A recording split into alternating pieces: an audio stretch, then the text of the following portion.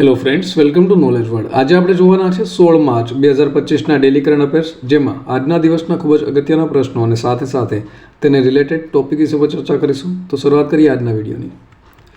પ્રથમ પ્રશ્ન છે, તાજેતરમાં સૂર્યના બાહ્ય વાતાવરણ અને સૌર પવનોનો અભ્યાસ કરવા માટે પંચ મિશન છે તે કોણ શરૂ કરશે? તો આ જે પંચ મિશન છે તે નાસા દ્વારા શરૂ કરવામાં આવશે. માટે ઓપ્શન નંબર ડી છે તે આપણો જવાબ આવશે. હવે તેના વિશે જોઈ લઈએ તો નાસાએ સૂર્યના જે બાહ્ય વાતાવરણ છે અને સૌર પવનો છે તેનો અભ્યાસ કરવા માટે આ જે પંચ મિશન છે તે શરૂ કરનાર છે. હવે પંચનું ફૂલ ફોર્મ શું છે? તો કે પોલારીમીટર ટુ યુનિફાય ધ કોરોના એન્ડ હેલિયોસ્ફિયર. અને તેનું જે લોન્ચ વ્હીકલ છે એટલે કે લોન્ચ કરનારું જે વાહન છે તેનું નામ છે સ્પેસ એક્સ ફાલ્કન 9 રોકેટ.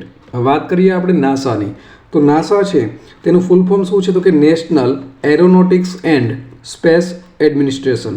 અને તેની સ્થાપના ક્યારે થઈ હતી? તો નાસાની સ્થાપના છે તે 29 જુલાઈ 1958માં તેની સ્થાપના થઈ હતી. અને તેનું મુખ્ય મથક છે તે વોશિંગ્ટન ડીસીમાં આવેલું છે. ત્યાર પછી જોઈએ,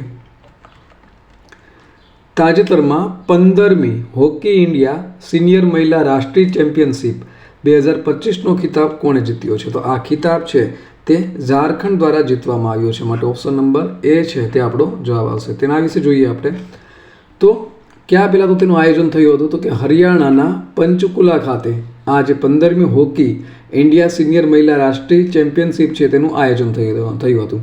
અને ફાઇનલમાં ઝારખંડ અને ડિફેન્ડિંગ જે ચેમ્પિયન હતી હોકી હરિયાણા, એટલે કે ઝારખંડ અને હરિયાણાની વચ્ચે ફાઇનલ મેચ હતી. એમાં ઝારખંડ છે તે 4-3થી વિજેતા છે તે થયું હતું. વાત કરીએ આપણે ઝારખંડની, તો ઝારખંડની રચના ક્યારે થઈ હતી? તો કે 15 નવેમ્બર અને વર્ષ 2000માં તેની રચના છે તે થઈ હતી.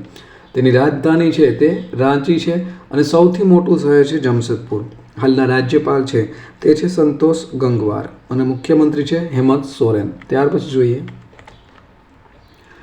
તાજેતરમાં ઉપગ્રહ પ્રક્ષેપણ દ્વારા કોણે લગભગ $143 મિલિયનની વિદેશી આવક મેળવી છે?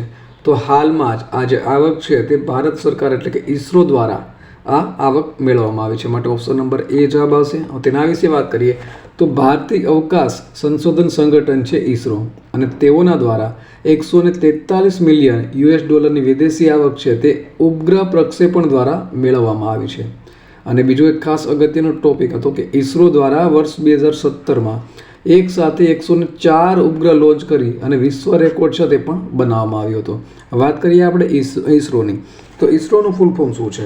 તો ઇન્ડિયન સ્પેસ રિસર્ચ ઓર્ગેનાઇઝેશન. આ છે તે ઈસરોનું ફૂલ ફોર્મ છે, ભારતીય રાષ્ટ્રીય અવકાશ એજન્સી.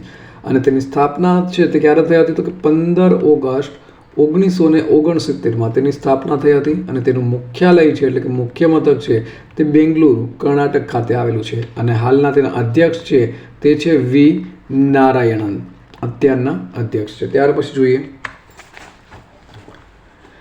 તાજેતરમાં મૂડીઝ દ્વારા નાણાકીય વર્ષ 2025-26માં ભારતના જીડીપી વૃદ્ધિ દરનો કેટલા ટકાનો અંદાજ લગાવવામાં આવ્યો છે? તો હાલમાં જ મૂડીઝ દ્વારા આ અંદાજ છે તે 6.50% લગાવવામાં આવ્યો છે. માટે ઓપ્શન નંબર સી જવાબ આવશે. તેના વિશે જોઈએ તો મૂડીઝ રેટિંગ્સે આગામી નાણાકીય વર્ષમાં ભારતનો જે આર્થિક વિકાસ દર છે તે 6.50 એટલે કે 6.5%થી વધુ વધવાનો અંદાજ છે તે લગાવ્યો છે. અને તેનું કારણ છે તે સરકારી મૂડી ખર્ચમાં વધારો અને કર ઘટાડા અને વ્યાજ દરોમાં ઘટાડાને કારણે આ જે વિકાસ દર છે તે વધવાનો અંદાજ લગાવ્યો છે.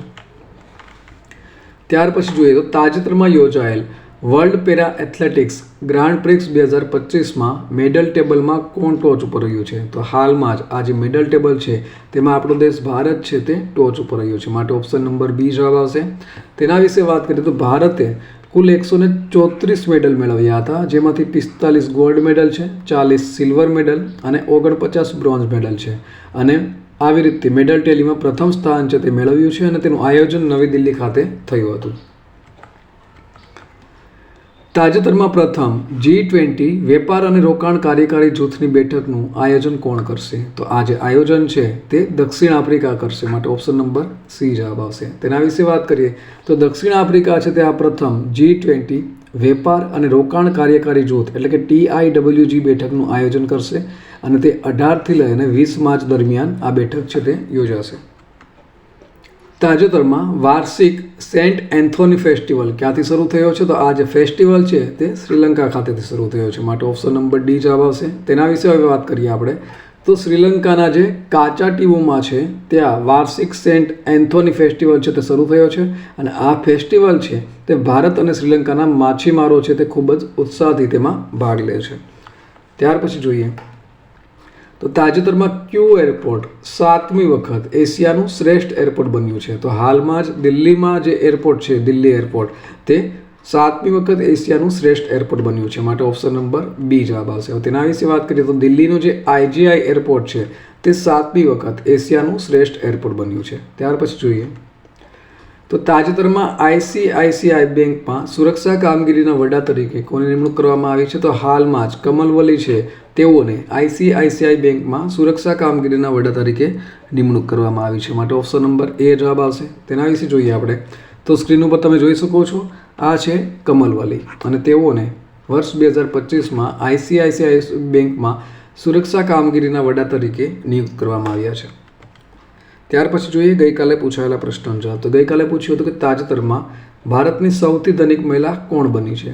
તો ઓપ્શન તમારી સામે આપેલા હતા. ઓપ્શન નંબર એ રોશની નાદર, બી નીતા અંબાણી, સી સાવિત્રી જિંદાલ અને ડી એક પણ નહીં. તો આમાં સાચો જવાબ આવશે ઓપ્શન નંબર એ રોશની નાદર. તો તેઓ ભારતની સૌથી ધનિક મહિલા છે તે રોશની નાદર બન્યા છે. ત્યાર પછી જોઈએ આજનો સવાલ.